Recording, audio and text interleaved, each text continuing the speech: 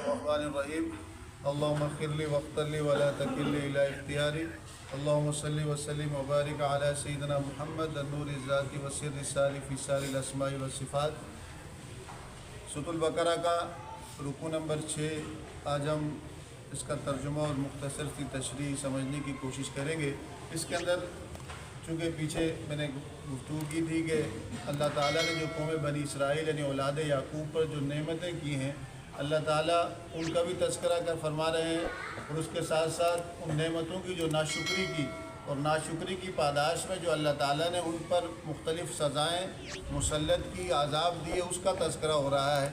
ایک اور نعمت کی تھی، اللہ ارشاد فرماتا ہے وَإِذَا اسْتَسْقَىٰ مُوسَىٰ لِقَوْمِهِ، جب موسیٰ علیہ السلام جب موسیٰ نے اپنی قوم کے لیے پانی چاہا، آپ صحرا میں تھے، صحرا میں آپ کی قوم کو پانی نہیں تھا، پینے کے لیے پانی چاہیے تھا، تو آپ نے دعا فرمائی، تو اللہ تعالیٰ نے موسیٰ علیہ السلام کو کہا کہ فَقُلْ نَضْرِب بِعَصَاكَ الْحَجَرَ، اپنی جو آپ کا عصا ہے، سوٹی ہے، جو عصا ہے، ڈنڈی ہے، اس کو آپ کس پر ماریں؟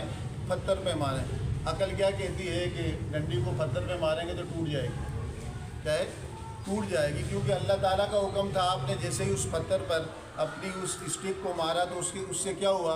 اللہ فرماتا ہے فَانْفَجَرَتْ مِنْهُ اثْنَتَا عَشَرَةَ عَيْنًا، اس سے 12 چشمے پھوٹ پڑے، کیونکہ 12 قبیلے تھے، پانی کا معاملہ تھا، جھگڑا ہو سکتا تھا، ایک قبیلہ کہتا پہلے میں نے لینا ہے، دوسرا کہتا میں نے لینا ہے۔ انسان کا وہ مزاج ہے، مشترکہ چیزوں کے اندر عدم برداشت کا شکار ہو جاتا ہے۔ تو 12 قبیلے تھے، 12 پانی کے چشمے نکلے، تو اللہ تعالیٰ نے فرمایا قَدْ عَلِمَ كُلُّ أُنَاسٍ مَشْرَبَهُمْ، ہر قوم نے، ہر قبیلے نے اپنے اپنے پینے کا جو چشمہ تھا اس کو جان لیا، متعین کر دیا گیا کہ بھئی تم نے اس کو استعمال کرنا ہے۔ فرمایا گیا کُلُوا وَاشْرَبُوا مِن رِزْقِ اللَّهِ، ایک بندہ پیاسا ہو تو پانی کی ضرورت ہوتی ہے، بھوکا ہو تو کھانے کی ضرورت ہوتی ہے۔ اس صحرا کے اندر اللہ تعالیٰ نے من و سلوہ نازل کر کے کھانے کی ضرورت کو پورا کیا، پانی کی ضرورت کے لیے اللہ تعالیٰ نے اس پتھر سے کیا؟ چشمے جاری کر دیے۔ اللہ تعالیٰ اس نعمت کا ذکر کرتا ہے کہ کھاؤ پیو، یہ اللہ کا رزق ہے۔ وَلَا تَعْثَوْا فِي الْأَرْضِ مُفْسِدِينَ، زمین پر فساد مت پھیلاؤ، مت اس طرح پھرنا کہ تم کیا پھیلاؤ؟ فساد پھیلاؤ، کیونکہ نعمت ملنے کے بعد اگر شکرانے نعمت نہ ہو تو بندہ اس نعمت کا غلط استعمال کرتا ہے۔ اور انسان کے اندر سرکشی کب آتی ہے؟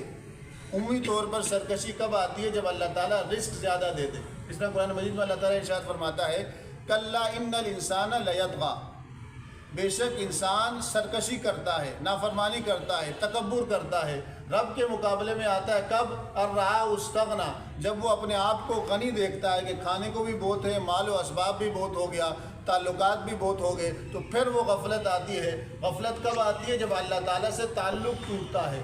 جب اللہ تعالیٰ سے تعلق ہو تو انسان کا مزاج عاجزی، انکساری، خیر خواہی اور خلق خدا کے نفع کے لیے ہوتا ہے، مزاج اس کا یہ بنا ہوتا ہے۔ لیکن جیسی تعلق ٹوٹتا ہے تو اس کا مزاج کیا بن جاتا ہے؟ اس کا مزاج سرکشی، نافرمانی، تکبر، غرور، بڑے بول، لڑائی جھگڑا اور فتنہ فساد پھیلانے کا اس کا مزاج بن جاتا ہے۔ تو اللہ تعالیٰ ارشاد فرماتا ہے کہ زمین پر مت پھرو فساد پھیلاتے ہوئے۔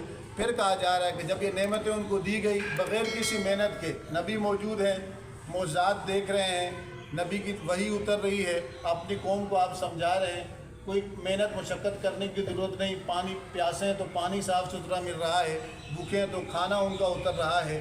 اب ان کی قوم کے کچھ لوگوں نے کہا وَإِذْ يَا مُوسَىٰ لَن نَّصْبِرَ عَلَىٰ طَعَامٍ وَاحِدٍ، یہ ایک کھانا ہم نہیں کھا سکتے، ایک جو آپ ہر وقت من و سلوہ یا پانی یہ دے رہے ہیں، ہم ایک کھا کے من و سلوہ کھا کے ہم اس پر صبر نہیں کر سکتے۔ فَادْعُ لَنَا رَبَّكَ، آپ اپنے رب سے دعا کریں کہ زمین سے کوئی جو ترکاریاں ہیں، جو اس میں دالیں ہیں، اناج ہیں، یہ نکالے، پیاز لہسن وغیرہ نکالے، ہم وہ کھائیں گے۔ نبی نے کہا، اللہ نے فرمایا کہ أَتَسْتَبْدِلُونَ الَّذِي هُوَ أَدْنَىٰ بِالَّذِي هُوَ خَيْرٌ، اللہ جو اتار رہا ہے اس کے مقابلے میں تم زمین کی جو اناج ہے اس کو مانگ رہے ہو، جو رب اتار رہا ہے وہ خیر ہے، وہ بہتر ہے، وہ برکت والا ہے، اس کے مقابلے میں جو تمہارا نفع چاہ رہا ہے۔ لیکن انہوں نے کہا ہمیں چاہیے، حکم ہوا بھی تم مصر، کسی بھی شہر میں اتر جاؤ، ہر شہر میں سبزیاں ترکاریاں موجود ہوں گی، فَإِنَّ لَكُمْ مَا سَأَلْتُمْ، جو تم مانگ رہے ہو تمہیں اس میں ملے گا۔ ناشکری کی۔ پھر اللہ فرماتا ہے وَضُرِبَتْ عَلَيْهِمُ الذِّلَّةُ وَالْمَسْكَنَةُ وَبَاءُوا بِغَضَبٍ مِّنَ اللَّهِ، یہ آیت آج کے دور پہ اپلائی کرنا امت مسلمہ پہ آپ اپلائی کریں کہ وہ بھی امت مسلمہ تھی. بنی اسرائیل پرانی امت مسلمہ تھی جس سے امت مسلمہ کا ٹائٹل چھین لیا گیا. موسیٰ علیہ السلام ہر نبی کے دور میں جو اس کی قوم ہوتی ہے وہ امت مسلمہ ہوتی ہے. وہ دین حقہ پر ہوتی ہے. جو نبی موجود ہو جس دین کی دعوت دے رہا ہو وہ اسلام ہوتا ہے. جو اس دعوت کو قبول کر رہے ہوں وہ امت مسلمہ ہوتی ہے. امت مسلمہ ہوتی ہے. تو اللہ فرماتا ہے کہ ان پر ہم نے مسلط کر دی, ان پر ڈال دی ذلت, خواری, خوار ذلت یعنی خواری, والمسکنت محتاجی, والمسکنت محتاجی, وباؤ بغضب من اللہ, اور اللہ کے غضب کا شکار ہو گئے. اللہ جس سے ناراض ہو تو ہر کام اس کا الٹ ہوتا ہے, یعنی زوال کا شکار ہوتا ہے. اللہ نے ان پر کیوں, کس وجہ سے؟ اللہ فرماتا ہے ذالک بأنہم کانوا یکفرون بآیات اللہ, یہ اس وجہ سے ہوا کہ وہ اللہ تعالیٰ کی آیتوں کا انکار کیا کرتے تھے مستقل. کانوا یکفرون عربی کا جملہ ہے, استمرار ہے کہ مستقل اللہ تعالیٰ کی جتنی نشانیاں دیکھتے, معجزات دیکھتے کہ موسیٰ علیہ السلام کے پاس جو حجر تھا, پتھر تھا, لاٹھی آپ نے ماری اس سے چشمے نکل گئے, منو سلوا صبح شام ان کے سامنے اتر رہا ہے, سامنے معجزات دیکھ رہے ہیں. موسیٰ علیہ السلام معجزات موجود ہیں. مستقل اللہ تعالیٰ کی آیتوں کا کیا کرنا شروع کر دیا؟ انکار کرنا شروع کر دیا. اور کیا کرنا شروع کر دیا؟ جو نبی آتے رہے موسیٰ علیہ السلام کے بعد کہ ان سے پہلے یقتلون النبیین بغیر الحق, نبی جب کہتے کہ بھئی یہ کام نہ کرو یہ غلط ہے, ان کے مفاد کے خلاف کوئی بات کرتے, سچ بولتے, باطل کو واضح کرتے, تو یہ چال کر کے ان کو قتل کر دیتے, شہید کر دیتے. حضور صلی اللہ علیہ وسلم کی امت میں وہ کیا کریں گے؟ نبی کا سلسلہ تو نہیں ہے, اب علماء حقہ یا وہ علماء, وہ دین کے علماء جو حق کی بات کرتے ہیں, تو اب ان کا مزاج کیا ہوگا؟ کیونکہ علماء بعمل علماء وہ نبی کے کیا ہوتے ہیں؟ مشن کے وارث ہوتے ہیں. یکفرون بآیات اللہ, تو کیا کیا امام اعظم کے ساتھ, کیا کیا اس دور کے حکمران امام احمد بن حنبل کے ساتھ, امام بخاری کے ساتھ, امام مالک کے ساتھ, ان سب کو جیل ہوئی, ان کو تکلیفیں دی گئی. کیوں؟ کلمہ حقہ کہنے کی وجہ سے. ائمہ اہل بیت ہیں, ان کے آپ حالات زندگی پڑھیں, حق بات کرنے کی وجہ سے ان پر ظلم و ستم کیا گیا. امام حسین رضی اللہ تعالیٰ عنہ کو دیکھیں, امام حسن رضی اللہ تعالیٰ زیر دیا گیا, امام حسین کو دیکھیں شہید کیا گیا. ایک خاندان اہل بیت کے افراد کو شہید کیا, کس نے کیا؟ امت مسلمہ میں لوگ شامل تھے. کس وجہ سے؟ تکبر, غرور, طاقت اور اقتدار کے نشے میں آ کے حق نظر نہیں آیا, بلکہ آنکھوں میں پردہ پڑ گیا, اور کیا ہو گئے. تو اللہ فرماتا ہے ایک تو آیتوں کا انکار, اللہ کی نشانیوں کا انکار, دوسرے انبیاء کرام کا قتل. ذالک بما عصوا, اس وجہ سے ان پر ذلت, مسکنت, رسوائی آئی ہے کہ وہ مستقل کیا کرتے تھے؟ بما عصوا, اللہ کی نافرمانی کرتے تھے. وکانوا یعتدون, اور حد سے گزر گئے تھے, گناہ کے اندر اجتماعی طور پر شامل ہو گئے تھے, مستقل گناہ میں ملوث ہو گئے تھے, اعلانیہ انکار کر رہے تھے. آپ صلی اللہ علیہ وسلم کی ایک حدیث ہے کتاب الفتن میں, حضور نے فرمایا تداعی علیکم الامم کما تداعی الاکلۃ الی کساتھا, ایک وقت ایسا آئے گا کہ ساری کافر قومیں, ساری قومیں مسلمانوں پر, امت پر حملہ کریں گی, گھیر کے حملہ کریں گی. کہا کس طرح حملہ کریں گی؟ جس طرح کھانے کے ایک برتن کے ارد گرد کھانے والے اکٹھے ہو کے اس کو گھیر لیتے ہیں. تو صحابہ نے سوال کیا, یا رسول اللہ کیا اس وقت ہم کم ہوں گے؟ نحن من قلہ, کیا ہم اس وقت کم ہوں گے کہ سب لوگ اس طرح ہم پر حملہ کریں گے؟ حضرت فرمایا کہ نہیں, بل انتم کثیرون, تم تو بہت زیادہ ہوگے, 1.5 ارب سے زیادہ, 58 اسلامی ممالک, 150 ارب سے زیادہ, تم کثیر تعداد میں ہوگے. اور صحابہ کو حیرت ہوئی کہ مسلمان اس حضور کے دور مبارکہ میں کم من فیۃ قلیلۃ غلبت فیۃ کثیرہ, 313 ہزاروں پر بھاری تھے, تو وہ کثیر مسلمان ہو کر ان کی یہ حالت کیوں ہوگی؟ تو حضور نے فرمایا کہ اللہ تعالیٰ ان کے دلوں کے اندر وہن کی بیماری ڈال دے گا. کیا ڈال دے گا؟ اور پھر ایک اور روایت میں کہ ان کے دل میں رعب ڈال دے گا, وہ ڈریں گے, موت کا خوف ہوگا, وہ ڈر جائیں گے, دشمن کا خوف ہوگا. کہا کہ وہن کی بیماری میں مبتلا ہو جائیں گے. تو آپ صلی اللہ علیہ وسلم نے پوچھا, صحابہ نے پوچھا حضور سے, یا رسول اللہ یہ وہن کا مرض کون سا ہے؟ یہ کون سا ایسا مرض ہے کہ پوری امت مسلمہ کثیر تعداد میں ہونے کے باوجود بھی ان کو کاٹا جائے گا, پیٹا جائے گا, وہ کچھ نہیں کر سکیں گے؟ فرمایا حب الدنیا و کراہیت الموت, وہن کی بیماریاں بیماریوں کی دو نشانی ہے، دو علامتیں ہیں، دو چیزیں جب کسی قوم کے اندر، کسی فرد کے اندر پائی جائیں یا کسی قوم کے اندر پائی جائے، انڈیویجولی ہوں یا کولیکٹیولی ہوں، کسی ریاست یا کسی کے اندر پائی جائیں، کسی قوم کے اندر اگر پائی جائیں، خاص کر امت مسلمہ کی بات ہو رہی ہے، فرمایا کہ وہ زیادہ ہو کر بھی لڑنے کے قابل نہیں رہیں گے، وہ زیادہ ہو کر بھی حق کی بات نہیں کر سکیں گے، وہ ذلت، مسکنت، خواری اور اللہ کے غضب کا شکار ہو جائیں گے۔ فرمایا یا رسول اللہ وہ کیا ہے؟ حب الدنیا و کراہیت الموت۔ حضور نے فرمایا کہ وہن کا مرض کیا ہے؟ دنیا کی محبت۔ دنیا کی محبت کا مطلب کیا ہے؟ دنیا پرستی، خدا کو چھوڑ کر اللہ کی محبت کے بجائے دنیا کی محبت میں پڑ جائیں گے، خدا کی عبادت کے بجائے دنیا کو اپنا سب کچھ بنا دیں گے کہ یہی سب کچھ ہے، یہی سب کچھ ہے، حلال حرام کی تمیز بھول جائیں گے، تو اس کا نتیجہ کیا نکلے گا کہ جس چیز سے پیار شروع ہو جائے تو اسے چھوڑنے کا دل کرتا ہے؟ نہیں کرتا۔ حب الدنیا و کراہیت الموت، جب دنیا کی محبت دل میں آ جائے گی، و کراہیت الموت، تو موت سے نفرت ہو جائے گی، جہاد کا نام سن کر اوسان خطا ہو جائیں گے، جہاد کو سمجھیں گے کہ پتہ نہیں کیا ہے۔ تو جس طرح جان مال اللہ کی امانت ہے، اس طرح یہ جان بھی اللہ کی امانت ہے، یہ جان بھی کیا ہے؟ اللہ کی امانت ہے۔ تو آج آپ دیکھ رہے ہیں فلسطین پر ظلم و ستم ہو رہا ہے، اسرائیل نے اس کو گھیرا ہوا ہے، ارد گرد جتنے ممالک ہیں جن کے بارڈر اسرائیل کے ساتھ لگتے ہیں وہ عیسائیوں کے نہیں ہیں، وہ کسی ہندوؤں کے نہیں ہیں، وہ مسلمانوں کے ہیں۔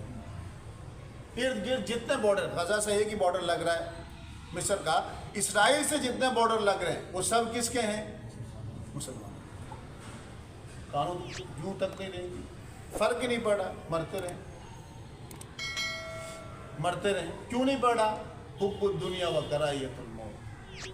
عوام پٹ رہی ہے لیکن اوپری سطح پر غیرت نہیں ہے، مفادات کی جنگ ہے، عالمی معاشی جو نظام ہے، دجالی نظام ہے، اس نے یہ ساری چیزیں کیا کر لی انسان کے اندر۔ یہ وہن، حضور وہن کی باری میں مبتلا ہو جاؤ گے، تمہارے ساتھ تو ایسا ہوگا۔ تو ہم اس کی عملی اظہار اس کا ہم دیکھ رہے ہیں، چاہے کشمیر ہو، چاہے سنگیانگ ہو، چاہے برما ہو، چاہے فلسطین ہو، مسلمانوں کی سرحدیں لگ رہی ہیں، کچھ بھی نہیں کر سکتے، کر سکتے ہیں لیکن دل نہیں ہے، مفادات ہیں، ریاستی مفادات ہیں، لیکن اس کا یہ ظلم ہے، ظلم۔ حضور نے آیا کہ انصر اخاک ظالما او مظلوما، اپنے بھائی کی مدد کرو چاہے ظالم ہو چاہے مظلوم ہو۔ کہا یا رسول اللہ مظلوم کی تو سمجھ آتا ہے کہ میرا کسی بھائی پر ظلم ہو رہا ہو، میں اس کی مدد کر کے ظلم دور کروں، ظالم بھائی کو مدد سے اس کا مددگار کس طرح بنوں؟ کہا کہ کوئی تمہارا بھائی اگر ظلم کر رہا ہو تو اس کی مدد یہ ہے کہ اس کو ظلم سے روکو، اس کو ظلم سے روکو۔ پھر حضور نے فرمایا ان الذین آمنوا والذین، قرآن کی آیت ہے کہ بے شک وہ لوگ جو ایمان لائے، والذین، اور جو یہودی تھے، والنصارى، جو عیسیٰ علیہ السلام کو مانتے تھے نصارہ، والصابئین، اور وہ لوگ جو دین ابراہیمی پر تھے۔ اس آیت کو لے کر آج کل سوشل میڈیا پہ بڑا فتنہ پیدا کیا جا رہا ہے کہ بھئی اس آیت کو من آمن باللہ والیوم الآخر وعمل صالحا، آدھی بات، ادھوری بات، پیچھے قوم بنی اسرائیل کی بات چل رہی ہے، اللہ پہلے انہیں حکم دے چکا ہے کہ آمنوا بما انزلت مصدقا لما معکم، نبی آئے ان کو مان لو، ان کو آگے بات کی جا رہی ہے کہ اپنے آپ پر کوئی ٹائٹل لگا دینا، کہ ایک بندہ ٹائٹل لگا لے میں مسلمان ہوں، دوسرا لگا لیں کہ میں یہودی ہوں، تیسرا لگا لیں میں عیسیٰ اسلام کو ماننے والے میں عیسائی ہوں، چوتھا لگا لیں ستارہ پرست کہ میں صابی ہوں، لیکن حقیقتاً دل میں ایمان موجود نہ ہو تو یہ ٹائٹل اور یہ القابات ان کو کوئی فائدہ، اصل بات یہ ہو رہی ہے، یہ نہیں ہو رہی کہ اللہ پر ایمان لاؤ، آخرت کو مانو، نیک عمل کرو، نبی کو مانو نہ مانو نجات مل جائے گی۔ آج کل یہ تصور آ رہا ہے، جو اکبر بادشاہ کے دور میں دین اکبری کا ایک تصور دیا جا رہا تھا، یا تو وہ ابھی آج کے دور میں کہا جا رہا ہے کہ نبی کو ماننے کی ضرورت نہیں ہے۔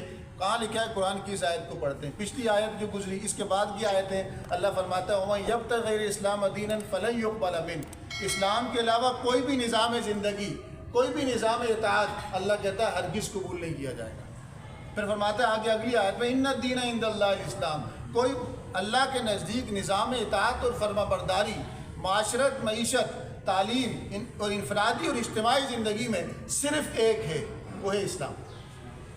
وہ کیا ہے؟ اسلام۔ اور اسلام کس پر آ کے ختم ہو گیا؟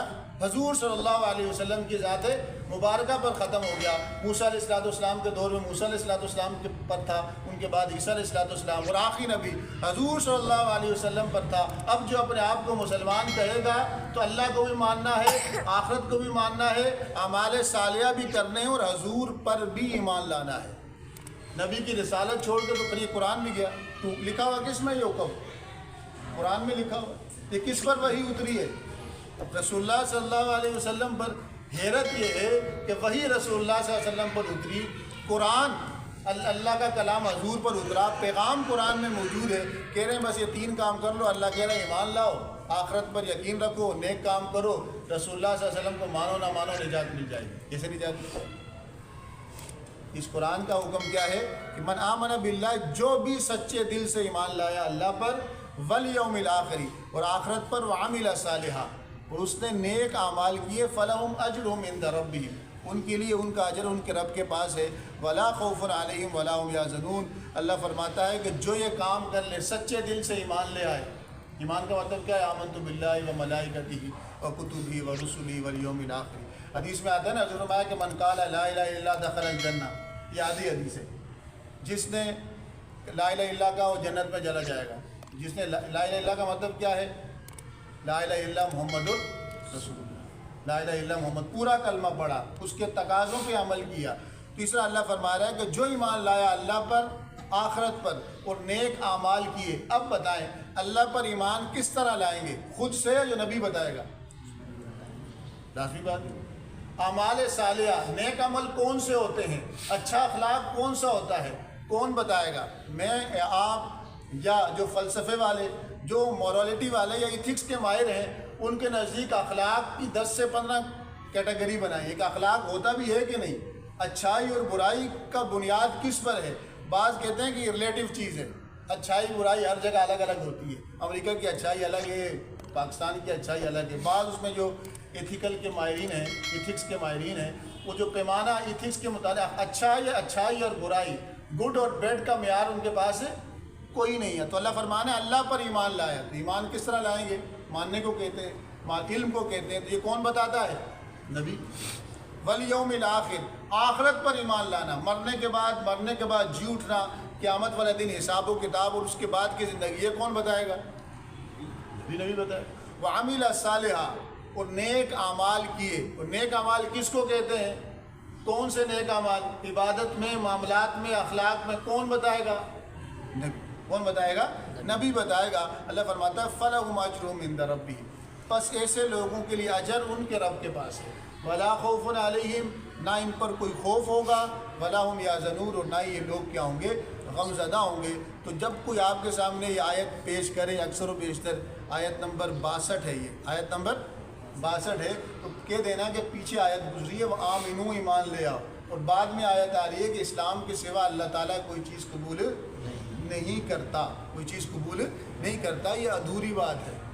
یہ آیت پڑھ بھی لے تو کہو کہ ایمان باللہ بتائے گا کون؟ عمل صالح کون بتائے گا؟ آخرت کس کو کہتے ہیں؟ کیا عقیدہ رکھنا ہے؟ یہ خود سے پتہ چلے گا۔ کس طرح پتہ چلے گا؟ قرآن سے پتہ چلے گا۔ اور قرآن کس کا کلام ہے؟ قرآن کو ماننا حضور کو ماننا ہی ہے۔ قرآن کو ماننا کس کو ماننا ہے؟ رسول اللہ صلی اللہ علیہ وسلم کو ماننا ہی ہے۔ تو اللہ تعالیٰ ہمیں کامل اطاعت، کامل اتباع کی ہم سب کو توفیق نصیب فرمائے، اور قرآن مجید کی کسی بھی مضمون کے متعلق جب ہم جاننا چاہتے ہیں، اس کے متعلقہ جو ساری آیتیں سامنے رکھ کر پھر بات پتہ چلتی ہے۔ ایک آیت سے پھر کیا ہوتا ہے؟ بعض اوقات گمراہی ہو جاتی ہے، اور بعض اوقات غلط فہمی ہو جاتی ہے، اور بعض اوقات غلط مضمون سمجھ میں آتا ہے۔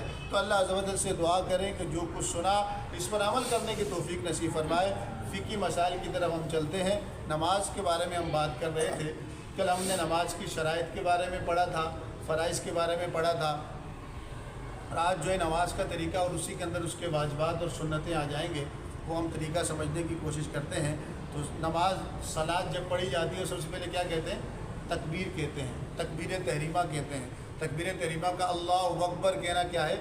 فرض، زبان سے اللہ اکبر کہنا ضروری ہے۔ تو اس کے لیے آپ ہاتھ اپنی کانوں کی لو تک آپ کیا کریں گے؟ دونوں ہاتھ اٹھائیں گے، کشادہ کر کے، دبانے کی یا اس طرح چپکانے کی ضرورت نہیں ہے، کانوں کے لو کے برابر اللہ اکبر کہہ کے ہاتھ کو زیر ناف باندھ لیں گے، ہاتھ کو زیر ناف باندھ لیں گے. اور ہاتھ کو باندھنے کا طریقہ کار کیا ہے؟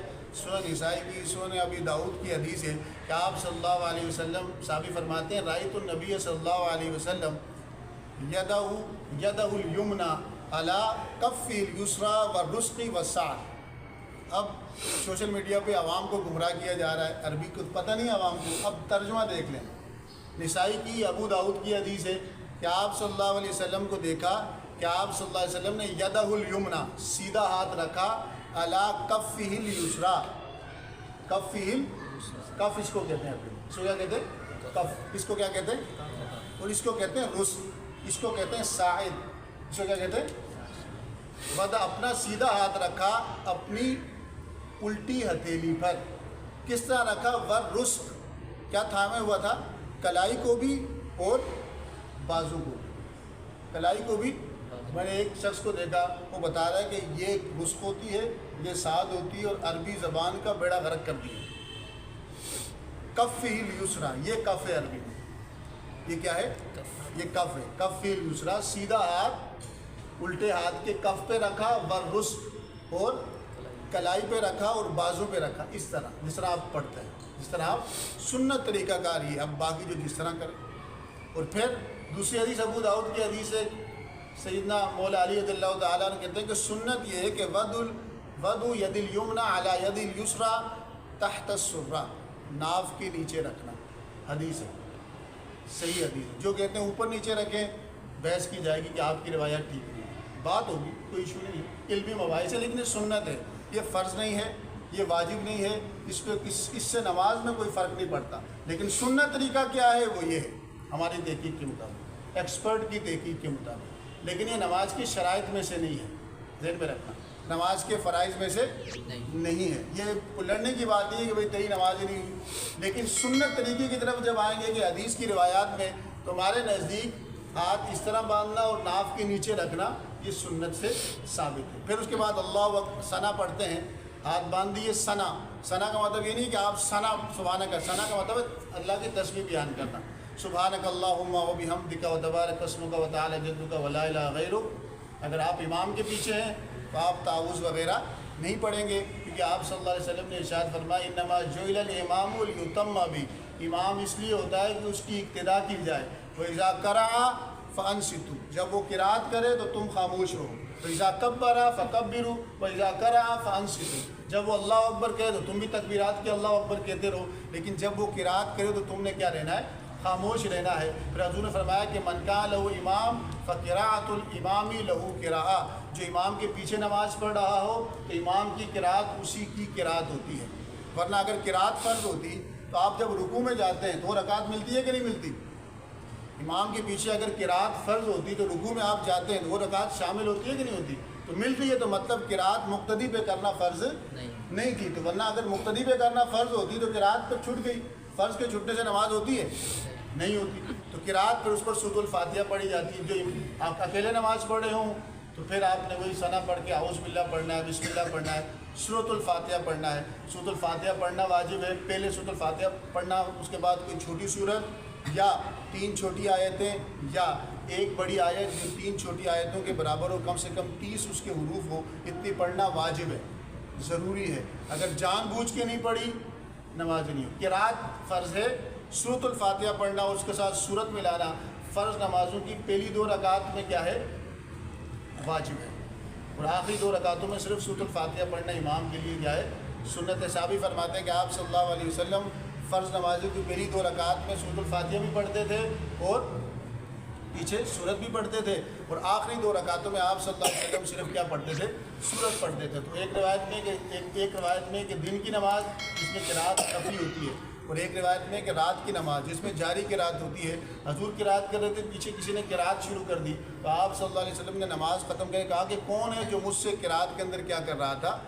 لڑ رہا تھا، قرات کے اندر مجھ سے منازعہ کر رہا تھا. تو حضور نے منع فرما دیا کہ امام کے پیچھے قرات نہیں کرتے. اس کے بعد آپ نے یہ سورۃ الفاتحہ پڑھنا بھی واجب ہے، سورۃ الفاتحہ کے ساتھ سورت ملانا بھی کیا ہے؟ واجب ہے. اس میں پھر اللہ اکبر کہہ کے رکوع میں چلے جانا ہے۔ رکوع کا مطلب جھکنا ہوتا ہے، گھٹنوں پہ ہاتھ رکھنا ہے، اس کے بعد اپنی پیٹھ کو بالکل سیدھا رکھنا ہے اور تسبیح پڑھنی ہے اور سمیع اللہ لمن حمیدہ کہہ کے کھڑا ہو جانا ہے۔ امام سمیع اللہ لمن حمیدہ کہے گا، اکیلے نماز پڑھنے والا کہے گا، لیکن مقتدی جو ہے وہ ربنا لک الحمد کہے گا، امام بھی ربنا لک الحمد کہے گا، مقتدی صرف رب جو پیچھے امام کے پیچھے پڑھ رہا ہے صرف ربنا لک الحمد کہے گا۔ پھر اس کے بعد ایک اور مسئلہ بھی بڑا اچھالا جاتا ہے، لیکن یہ مسئلہ تحقیقی ہے، ریسرچ بیس ہوتے ہیں کہ آپ صلی اللہ علیہ وسلم نے رفع یدین کیا کہ نہیں کیا، تکبیر تحریمہ کے علاوہ رکوع میں جاتے وقت، رکوع سے اٹھتے وقت رفع یدین کیا کہ نہیں کیا، سجدے میں جاتے وقت، سجدے سے اٹھتے وقت رفع یدین کیا کہ نہیں کیا۔ یہ مسئلہ بڑا اٹھایا جا رہا ہے۔ حدیث دونوں قسم کی حدیثیں کہ حضور صلی اللہ علیہ وسلم سے رفع یدین کرنے کی حدیثیں ہیں، لیکن کسی کا حدیث ہونا اور قابل عمل ہونا ایک اور چیز ہے۔ آپ صلی اللہ علیہ وسلم سے روایت ہے، آپ صلی اللہ علیہ وسلم سے صحابی پیر کہتے ہیں کہ حضور نے رفع یدین رکوع میں جاتے وقت، رکوع سے اٹھتے وقت کیا، سجدے میں جاتے وقت، سجدے سے اٹھتے وقت کیا۔ لیکن دوسری روایت ہے کہ آپ صلی اللہ علیہ وسلم نے آخری 6 مہینوں میں اس کو چھوڑ دیا تھا۔ اس طرح سنن ابی داؤد کی، ترمذی کی، سنن نسائی کی، عبداللہ بن مسعود کی روایت ہے، آپ فرماتے ہیں آپ کھڑے ہوئے صحابہ کے سامنے کہا کہ الا اصلی بکم صلاۃ رسول اللہ، کیا تمہیں حضور صلی اللہ علیہ وسلم کی نماز پڑھ کے نہ دکھاؤں؟ انہوں نے کہا دکھائیں۔ فصلی ولم یرفع یدیہ الا فی اول مرہ، آپ نے شروع میں رفع یدین کیا اور اس کے بعد رکوع میں جاتے وقت، رکوع سے اٹھتے وقت نہ سجدوں میں رفع یدین کیا۔ کیوں؟ کہ آپ کہتے ہیں کہ آپ صلی اللہ علیہ وسلم نے اس عمل کو کیا کر دیا تھا، چھوڑ دیا تھا۔ اور جو رفع یدین کی روایتیں وائل بن حجر کی روایت پیش کرتے ہیں، حضور صلی اللہ علیہ وسلم سے کچھ دن حضور کے ساتھ رہے پھر چلے گئے تھے۔ حضرت عبداللہ بن مسعود ہو گیا، حضرت علی رضی اللہ تعالیٰ ہو گیا، برا بن عازب ہیں، عبداللہ بن عمر کی جو روایت پیش کی جاتی ہے بخاری کی، تو ایک صحابی، اصول حدیث کا مسئلہ سمجھ لیں، ایک صحابی کسی چیز کے بارے میں کہیں وہ حضور نے کیا اور خود وہ عمل نہ کریں تو اس کا مطلب کیا ہوگا کہ ان کے نزدیک حضور نے یہ عمل کیا تھا، چھوڑ دیا تھا۔ عبداللہ بن عمر کی روایت ملتی ہے کہ رفع یدین کیا، لیکن مسند امیدی میں آپ کا عمل ملتا ہے کہ آپ نماز پڑھتے ہوئے رفع الیدین نہیں کیا کرتے۔ تو ہمارے نزدیک، ہمارے علماء کی تحقیق کے مطابق جب حدیث پر ریسرچ ہوتی ہے، حدیثیں سامنے ہوتی ہیں، ساری حدیثیں سامنے رکھ کے نتیجہ نکلتا ہے کہ تکبیر تحریمہ میں رفع الیدین کرنا، اللہ اکبر کہہ کے ہاتھ باندھنا کیا ہے، سنت ہے۔ جس طرح سجدے میں جاتے وقت، سجدے سے اٹھتے وقت حضور صلی اللہ علیہ وسلم نے رفع الیدین چھوڑ لیا تھا، اس طرح رکوع سے جاتے وقت، رکوع سے اٹھتے وقت اور تیسری رکعت میں اٹھتے وقت بھی آپ صلی اللہ علیہ وسلم نے رفع یدین چھوڑ دیا تھا۔ کیا دیا تھا؟ اور آپ لوگوں کو ڈرنے کی ضرورت نہیں، آپ کے پاس حدیثیں ہیں، حدیث پر ہمارا عمل ہے۔ ہماری پوری نماز جو آپ تکبیر تحریمہ سے لے کے سلام تک پڑھتے ہیں تو حدیثوں کی کتابوں میں وہ ساری روایات موجود ہیں، لیکن یہ فرض اور واجب کے مسئلے نہیں ہے، اس کو ذہن میں رکھیے گا۔